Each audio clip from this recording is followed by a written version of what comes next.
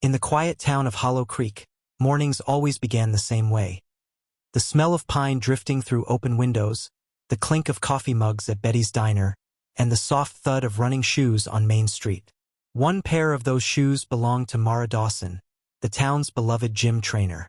Mara was the kind of person who made people believe in second chances, always cheering clients on, always smiling like she carried her own sunlight with her.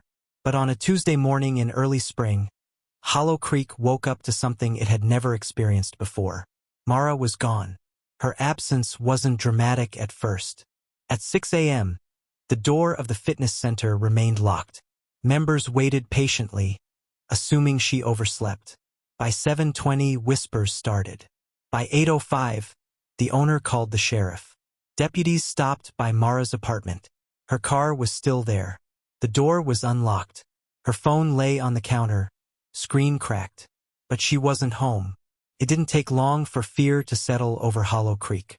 People who had lived there their whole lives, people who never locked their doors, were suddenly checking behind curtains and turning porch lights on before the sun even set. Investigators believed it was a random act of violence, maybe an attack during her morning run. But they were wrong. Dozens of volunteers gathered with flashlights and hope. They combed through woods, fields, and trails where Mara liked to jog. Her best friend Leah carried a photo of Mara everywhere, her voice trembling as she called her name through the trees. Vigils were held nightly. Candles flickered like tiny stars of desperation. Still nothing. No clothes. No footsteps. No sign she had ever left her home willingly. But as investigators dug deeper, small cracks began to appear in the perfect image everyone thought they knew. Inside Mara's apartment, hidden beneath her mattress, detectives found a simple black notebook. Its pages were filled with her private thoughts. Short entries, some hopeful, some anxious, some frightened. One entry stopped detectives cold. If he finds out, I don't know what he'll do. I can't keep pretending. Who was he? And what was she hiding? A burned letter in the trash, 2 plane tickets she never told anyone about. Everything pointed to a woman getting ready to leave Hollow Creek. But why? The answers came from an unexpected angle. Mara had been in a quiet, secret relationship with Ethan Hale, a respected town councilman known for his clean image and perfect family. To Hollow Creek, Ethan was the charming man who hosted charity dinners and helped build playgrounds. Behind closed doors, Mara's notebook told a different story. Arguments, threats, emotional pressure.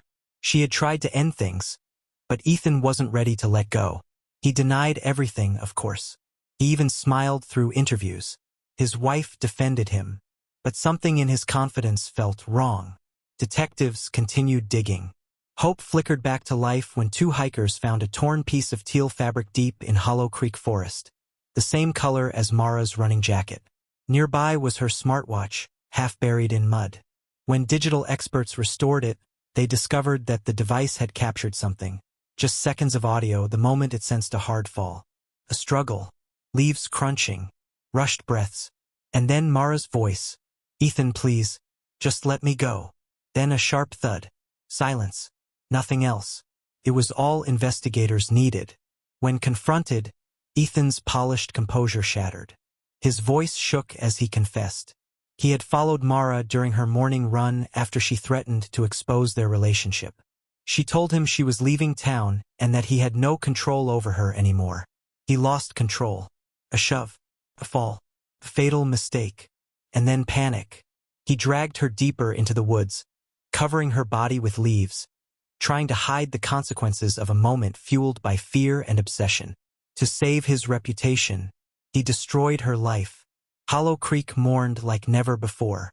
Hundreds attended Mara's final vigil, holding candles close to their chests, whispering prayers into the cool night air. The fitness center closed its doors for weeks. Leah couldn't walk past the trail entrance without crying.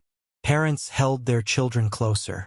And Ethan Hale, once admired, once trusted, was taken away in handcuffs, unable to look at the faces of the people he had fooled for years. The town learned a harsh truth. Evil doesn't always arrive wearing a mask. Sometimes it hides behind a smile. This case reminds us that every small town has secrets, and every secret has a breaking point. This is secrets behind the crime.